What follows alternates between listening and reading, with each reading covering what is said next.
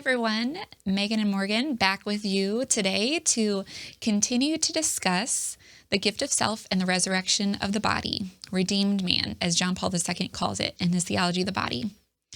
Last time we talked a little bit about what the experience of redeemed man will be like, what virginity and the call to virginity has to do with understanding our experience of the afterlife. And this time we are going to talk more about the experience of marriage and how that falls into the afterlife. Because Christ says that there won't be any marriage in heaven. So what does that mean for us? And how does that make us feel?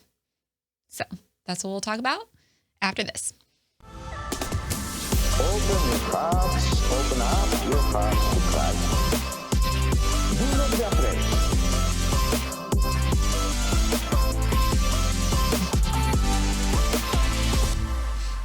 Before we get started, we just wanted to invite you to download the Awaken app. The Awaken app is kind of like a social media alternative. You can get on it and you can chat with people who are like-minded. You can also chat with show hosts such as Megan and myself. We are happy to talk with you. You have access to prayers. There's a shop, all sorts of things. So to download that, go to theawakenapp.io. Also, we want to invite you to consider joining our patronage community.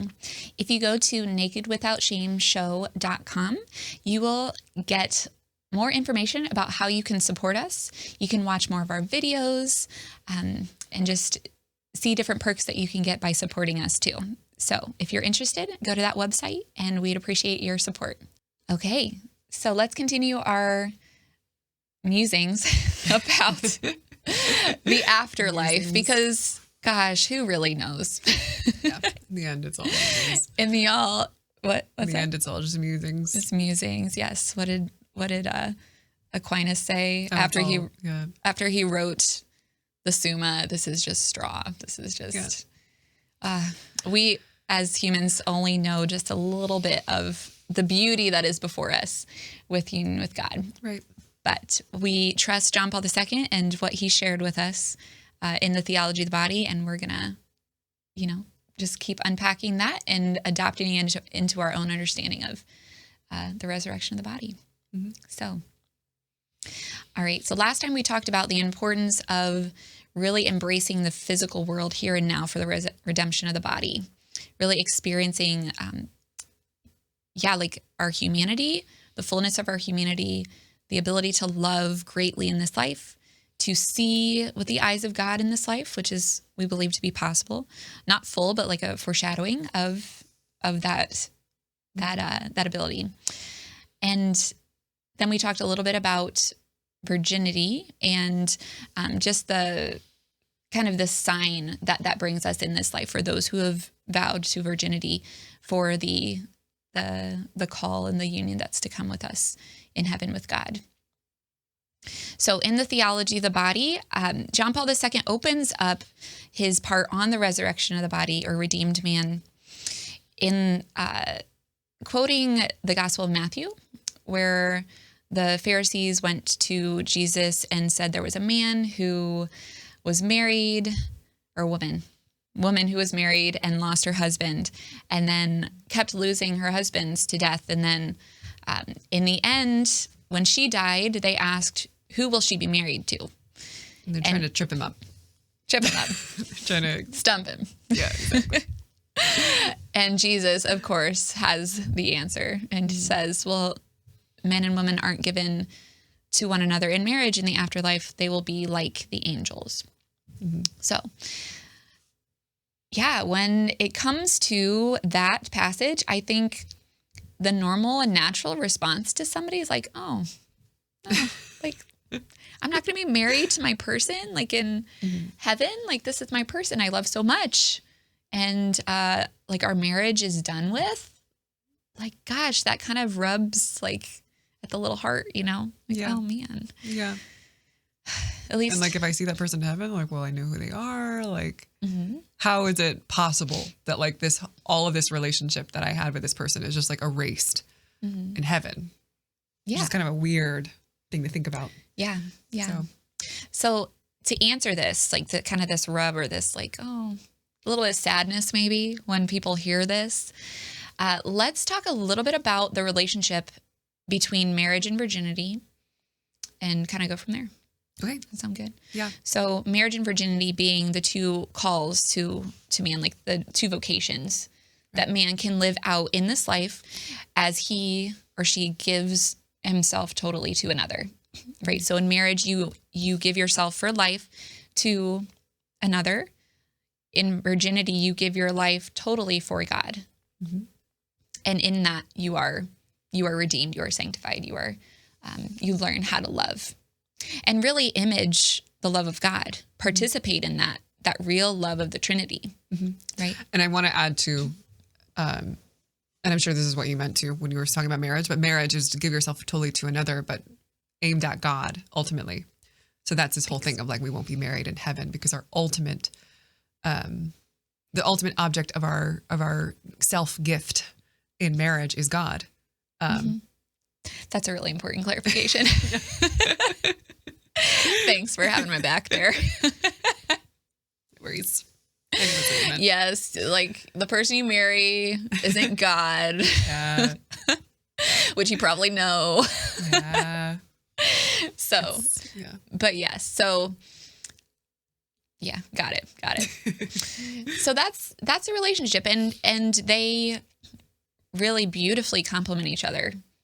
Both reveal to the other something of God. You know, God's closeness, the intimacy with God as a body person, even in the resurrection of the body. Like our body matters, right? The experience of the body for love matters. Right. Even in much virginity, you still have your body. You're renouncing something of the sexual life, but you symbolize in the virginal call this capacity for God and this utter for Him. Yeah. So, can we just clarify a little bit more? Like, what is we talk about like mutual reciprocity at the John Paul II Institute where we study. We use that word, that phrase a lot. The mutual reciprocity of the relationship of marriage and virginity, that they give something to each other. Is that even the word, mutual reciprocity? Maybe not. Something like that. Mutual reciprocity. But they need each other essentially. Like they're like kind of two pieces to the puzzle. Yeah. And so, can we talk a little bit more about like what that is? Like what is that reciprocity? Well, they're both signs for each other. Yeah. Right. So what is one a symbol of that's unique, and what is the other one a symbol of that's unique? Yeah. You know, I think I was trying to allude to that, but maybe I was not clear. Yeah. I think you were too. I just wanted to like say a little more. Like I think marriage makes clear. I mean, John Paul II's like big thing is that like marriage is in some way an image of the Trinity. It somehow signifies the eternal exchange of love that is God, that is the Trinity. And so marriage to the virgin kind of like allows them to see what is this, who is this God basically that I'm giving myself totally to. Marriage like allows in a very like concrete physical way us to see like what it means to love, basically what it means to totally give of yourself. And so it's our primary image. It's not a perfect image, but it is an image of what it means to love essentially. Right. So the virgin without marriage would just kind of be, a bit lost. Like, what does this mean that I'm giving myself totally? Like, I mean, and even like, you don't, like we were talking about, in our last talk, like you don't lose the, or those 2 talks ago, the spousal meaning of the body. You don't lose the spousal meaning of the body in the life of virginity. And the marriage allows you to kind of understand like what that spousal meaning is. And then it becomes more like it's so much greater than that. But that's our primary image that we have. So it would become this very abstract thing if we didn't have marriage as our image. Right. As the sign of the communion of persons. Right. What does the communion of God look like? Well, we can look to the marriage of man and woman in the family, this fruitful communion, as a sign of something of who God is in a communion. Mm-hmm. Right. So yes, I like that. So without that, the virgin would be kind of like, what am I doing this for? Yeah. And so on the flip side, so the married couple sees the life of virginity and says, oh, this is kind of what I need to know for the sake of how I should be in my family, to love in my family, because this is our destiny, actually, this other dimension. So this dimension of being totally for God in heaven, not participating in marriage in heaven, but having this full capacity and union for God alone. Okay, with this in mind, how can the family or the married couple understand that call is good for them without rejecting their call to family life, and to really live married life well in light of their state in heaven in the future, as unmarried, as totally for God. Okay. I mean, one thing to keep in mind, I believe, is that it's not like you're having less intimacy in heaven. It's not sexual, but the intimacy is far greater because marriage is a sign of that intimacy. Yeah, it's just a very dim sign. It's a very dim sign that we're called to. Right. So it's not like we are saying that you're going to be unhappy in heaven, or that, you're going to, just not know your spouse well. You're going to know your spouse and your family incredibly well, more than we can fathom. Yeah. So once again, it's like a step forward in our call to love. It's a completion too. It's like what's kind of promised in marriage is this great intimacy that we can only access in heaven fully. Okay, let's think more then about answering that question. How, with this knowledge, how does a family treat each other? How do they maybe just have the day in and day out of life embracing their call to be with God? Yeah. I mean, how would you want that for your family? Constantly, through prayer, through basically grace, being connected to Christ, through the church, trying to develop this awareness of the destiny of the other person and also of your children. That I don't just see in you this person that I spend a lot of time with. I think it's attractive. All these things that's not that. They're actually a mystery to me. And I can't fully grasp you. I can't fully possess you. I can't fully understand you. That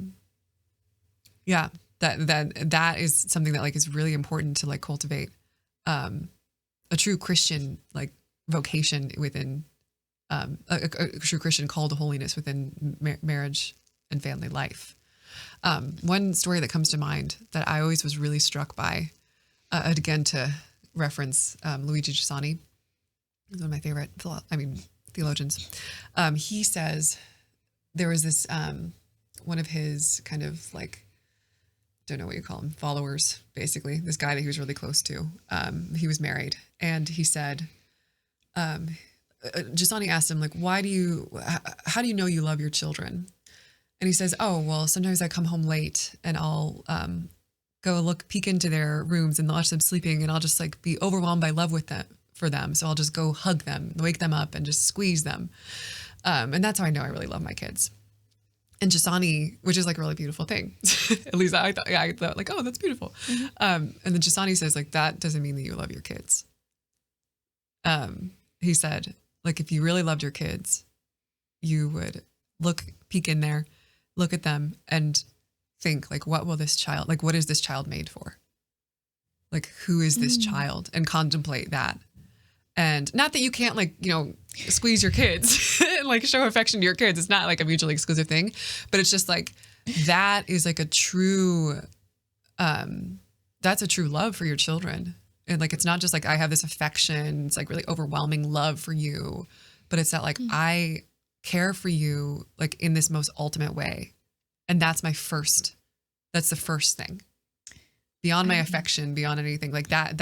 I want to know, I want to acknowledge what you're made for. I want to acknowledge your destiny. You are far beyond me. Like I only know like this much of what you actually are made for. Like you're God's, most ultimately. So yeah, I think that, I don't know, that story always really struck me of like, that's what it means to like be truly like living married life as this call to holiness. Mm-hmm. I love that. Thanks for sharing that story. That's really beautiful. To always ask the question, like, who are you for? Yeah. Like who is this child or who is my spouse for? First and foremost, will influence then like all of the love and all of the life lived with that person. Right. And as we've shared so many times, like the meaning of life is to love, to be a gift of self. And so when constantly reflecting on that question, like who are you for? Mm-hmm.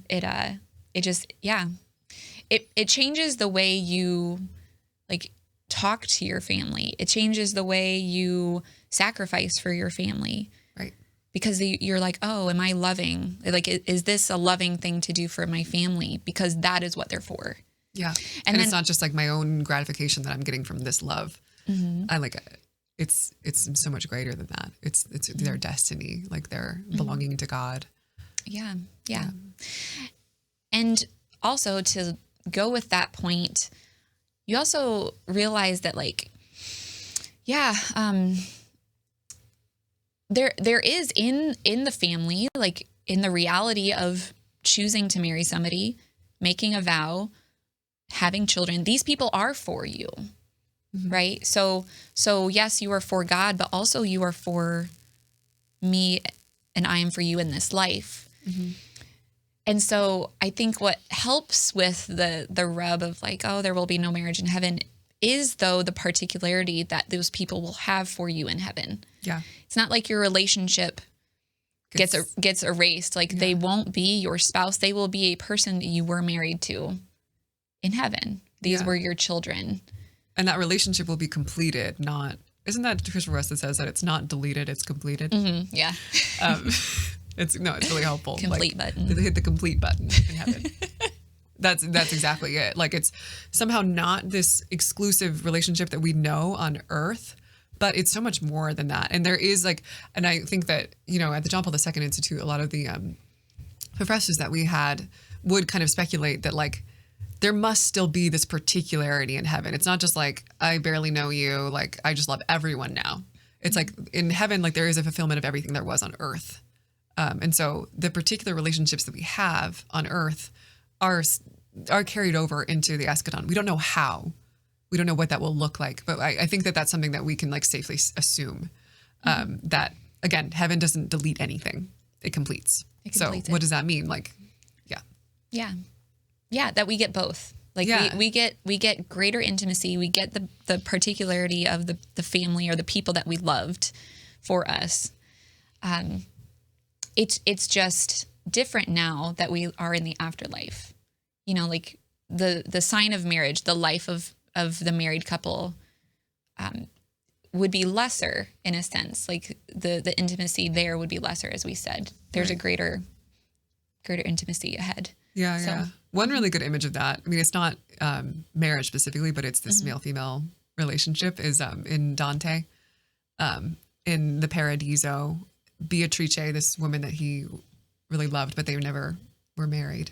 On earth, she is the one that leads him to the Father, I think she leads him to Mary, and then she kind of like goes into the background, and then Mary leads him to God.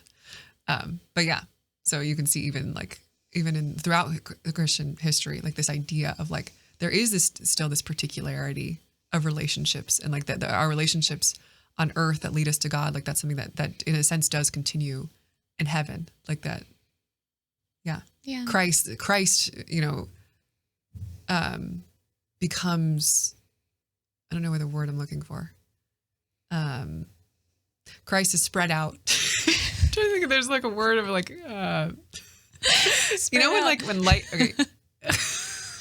Keep going. You know, when like light goes into like one of those little crystal things? Yeah. And a prism. Yes. And it like goes out. Like that's Christ. And then things in the world radiate Christ. And that's something that doesn't go away in heaven. Yeah. That's so good. Yeah. I like that. Prisms. Okay. Yeah. Okay. Well, yeah. To wrap this up, do you have any other thoughts? I think we're just, we want to just encourage our listeners that, yeah, if you are kind of like wrestling with this particularly, like I won't be married to my spouse in heaven, that's okay. Like it's kind of natural to feel that way. But when you read the Theology of the Body, hopefully kind of take to what we said to heart and think about those things, thinking about what we're made for and the greater intimacy that's to come. It just makes a lot of sense. And you get excited in your family, like for your family. Right. All right. Well, thanks again, everybody, for listening to us today, talk and laugh and have fun. Musings. Yes. Yes. We'll see you next time. And thanks again.